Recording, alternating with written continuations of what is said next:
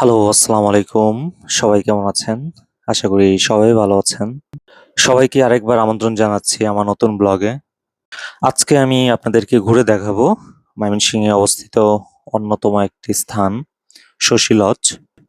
ময়মনসিংহে যদি কেউ আপনারা ঘুরতে আসেন, তাহলে আপনাদের ভ্রমণের যেই স্পটগুলো থাকবে, তার ভেতরে আপনারা ময়মনসিংহে অবস্থিত এই শশী লজটি আপনারা আপনাদের লিস্টে রাখতে পারেন। শশী লজ দেখতে কেমন, ভেতরে কি কি আছে এবং এর ইতিহাস নিয়ে আজকে আমরা আলোচনা করব আপনাদের সাথে। তাই ব্লগটি না টেনে সম্পূর্ণ দেখার অনুরোধ রইল। আর আমার চ্যানেলটি যারা এখনো সাবস্ক্রাইব করেননি এবং চ্যানেলে যারা নতুন, তারা অবশ্যই চ্যানেলটি সাবস্ক্রাইব করে দিবেন। তাহলে আর দেরি না করে চলুন আমরা শুরু করি আমাদের আজকের ভ্রমণ ব্লগ ময়মনসিংহে অবস্থিত শশী লজ। আমি বিকেল ৩টায় শশী লজের গেটে চলে আসি এবং গেটের সামনে এরকম একটি নির্দেশনা আছে এবং শশী লজ সকাল 10টা থেকে বিকেল 6টা পর্যন্ত ওপেন থাকে এবং এসে আপনাদেরকে এরকম একটি টিকিট কাটতে হবে, যেটির মূল্য হচ্ছে 30 টাকা। এবং গেট দিয়ে আমরা ভেতরে প্রবেশ করি। ভেতরে ঢুকতেই এরকম একটি দৃশ্য আপনাদের চোখে পড়বে। চারপাশে সবুজ গাছপালা এবং হাতের বামে হচ্ছে শশী লজের কিছু ইতিহাস লিখা আছে এবং গেটের দুই পাশে এরকম দুটি বড় বড় গাছ। শশী লজের ইতিহাসে আমরা যেটি দেখতে পাই, এটি মূলত ময়মনসিংহের রাজবাড়ি। বাংলাদেশের ময়মনসিংহ শহরের কেন্দ্রস্থলে অবস্থিত মহারাজা শশীকান্ত আশ্চর্যের বাড়ি হচ্ছে এই শশী লজ। ময়মনসিংহের যে কোনো স্থানে নেমে আপনারা খুব সহজে চলে আসতে পারেন এই শশী লজে। ১৯৫২ সাল থেকে বহুদিন শশী লজ ব্যবহৃত হয়েছে মহিলা শিক্ষক প্রশিক্ষণ কেন্দ্র হিসেবে। ২০১৫ সালে ৪ এপ্রিল এখানে জাদুঘর স্থাপনের জন্য বাংলাদেশ সরকার শশী লজটি অধিগ্রহণ করে। ভেতরের এরিয়াটি খুব বেশি বড় নয়, কিন্তু এরকম একটি রাজবাড়িতে আসলে আপনার সেই রাজাদের কথা মনে পড়বে। ইচ্ছে করবে তাদের জীবনযাত্রা কেমন ছিল, তারা আসলে এখানে কিভাবে থাকতো, কি কি কাজ করতো। এই জিনিসগুলো আসলে রাজবাড়ি এরিয়াতে আসলে অটোমেটিক্যালি মাথায় চলে আসে। ময়মনসিংহের এই রাজবাড়ির ইতিহাস নিয়ে যদি বলি, এই শশী লজের ভেতরে একটি জাদুঘর স্থাপন করে বাংলাদেশ সরকার এবং এই জাদুঘরের ভেতরে অনেক জিনিসপত্র আছে যেগুলো তৎকালীন রাজারা ব্যবহার করেছে। তাদের বিছানা, তাদের সোফা এবং অনেক কিছুই আছে দেখার মতো। আপনারা যদি আসেন অবশ্যই ভেতরের জাদুঘরটি পরিদর্শন করবেন। ময়মনসিংহে অবস্থিত এই শশী লজ, এটার ইতিহাস অনেক বড়।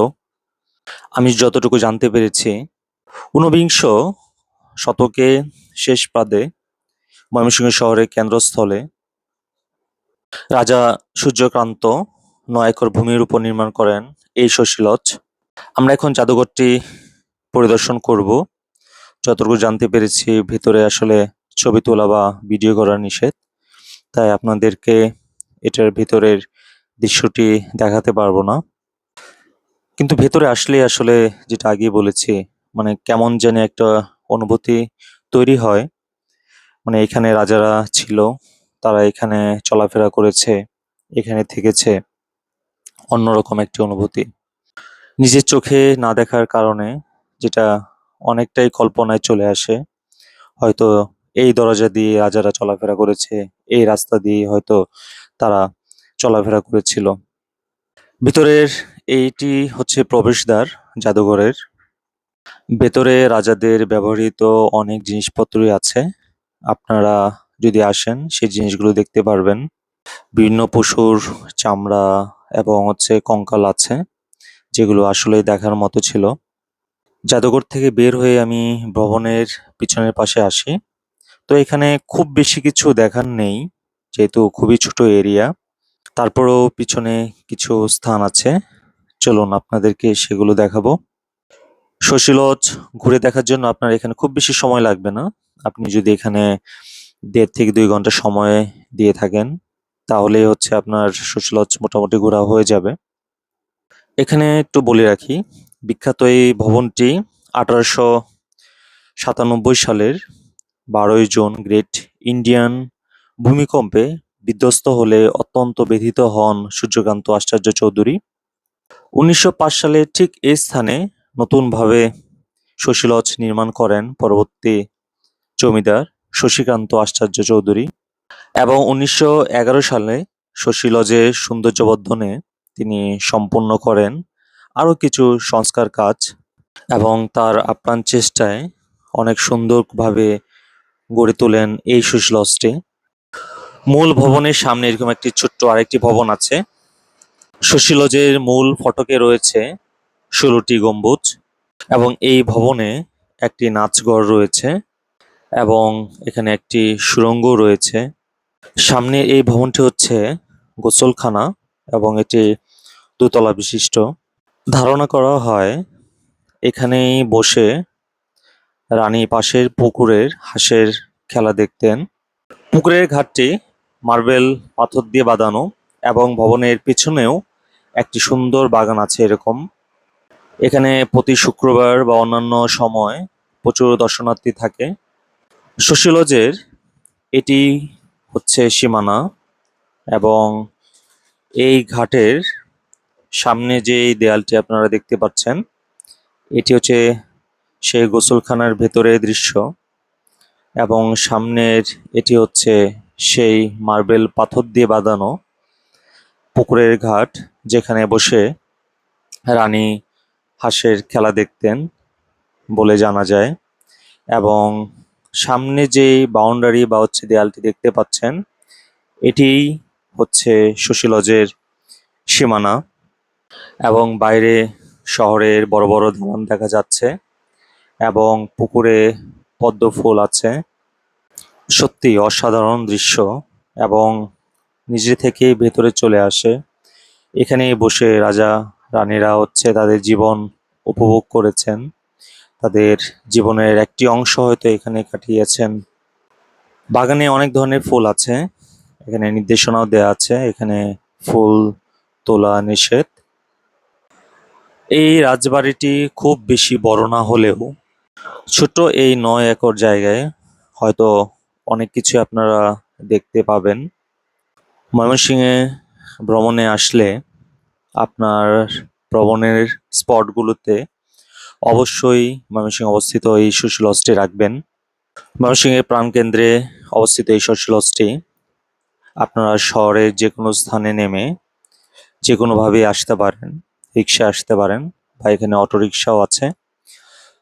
২০ থেকে ৩০ টাকা রিক্সা ভাড়া নেবে শহরের যে কোনো স্থান থেকে। ঘুরে যেতে পারেন ময়মনসিংহে অবস্থিত অন্যতম এই স্থানটিতে। আমি এর আগে যতগুলো রাজবাড়িতে গিয়েছি আমার কাছে মনে হয়েছে এই শশী লজটি হয়তো ভালোভাবে রক্ষণাবেক্ষণ করা হচ্ছে। চারপাশে খুব বেশি ক্ষতিগ্রস্ত ভবন আমার চোখে পড়েনি, এবং গাছপালা, বাগান এগুলো খুবই সুন্দর ছিল, এবং চারপাশটা খুবই পরিষ্কার পরিচ্ছন্ন ছিল। এবং আমার কাছে মনে হচ্ছে বাংলাদেশে অবস্থিত প্রতিটি রাজবাড়ি এবং এই নিদর্শনগুলো খুব সুন্দরভাবে সংরক্ষণ করা উচিত। দূরে মেইন ফটক দেখা যাচ্ছে। আমরা অলমোস্ট শশী লজের ভেতর থেকে ঘুরে মেইন ফটকের দিকে যাচ্ছি। খুব বেশি সময় আমাদের প্রয়োজন হয়নি, যেহেতু এরিয়াটি খুবই ছোট। সামনের মূল ভবনটি এবং গোসলখানা এবং পুকুরের ঘাট এবং পুকুর ছাড়া খুব বেশি কিছু এখানে নেই। সুন্দর একটি বিকেল কাটানোর মতো স্থান হচ্ছে শশী লজ। চারপাশের এই সবুজের গালিচার ভেতরে এই ভবনটি দেখতে খুবই ভালো লাগছিল, এবং খুব রাজকীয়ভাবেই ভবনগুলো নির্মাণ করা হয়েছে। শশী লজের মূল ভবনের সামনে এবং পেছনে দুটি বাগান রয়েছে। সামনের বাগানের মাঝখানে শ্বেত পাথরের একটি ফোয়ারা আছে, যার মাঝখানে ছিল গ্রিক দেবী ভেনাসের একটি মূর্তি, যেটি ২০২৪ সালের ৫ই আগস্ট আন্দোলনের পর ভেতরের শশী লজের এই মূর্তিটি ভেঙে ফেলা হয়। তারপর সেটি আর এখানে বসানো হয়নি। সামনে যেই সাদা ফোয়ারাটা দেখতে পাচ্ছেন এটার মাঝেই ছিল সেই মূর্তিটি এবং মূল ফটকের দুই পাশে দুটি প্রাচীন গাছ এবং ভবনের চারপাশেও অনেকগুলো গাছ রয়েছে। ধারণা করা হয় এখানে অসংখ্য গাছ থাকার কারণটা ছিল এগুলো হাতির খাবার হিসেবে ব্যবহৃত হতো। এখানে বেশ কিছু নাটকের শুটিং হওয়ার কারণে এই রাজবাড়িটি আরো বেশি পরিচিতি লাভ করে এবং স্থানীয় মানুষের পাশাপাশি ভ্রমণপ্রিয় মানুষরা এই রাজবাড়িটি দেখার জন্য আসে।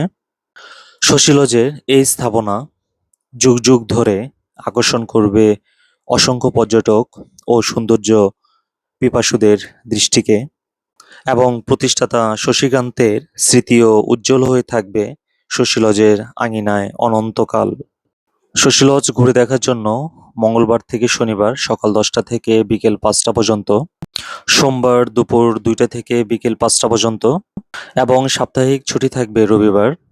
শশী লজ ঘুরে অন্যরকম একটি অনুভূতি নিয়ে শেষ করব আমাদের আজকের ব্লগ। সাথে আপনাদের অনুভূতি জানাবেন এবং ভালো লাগলে আমার চ্যানেলটি সাবস্ক্রাইব করে দিবেন। আপনারা সবাই ভালো থাকবেন। আল্লাহ হাফেজ।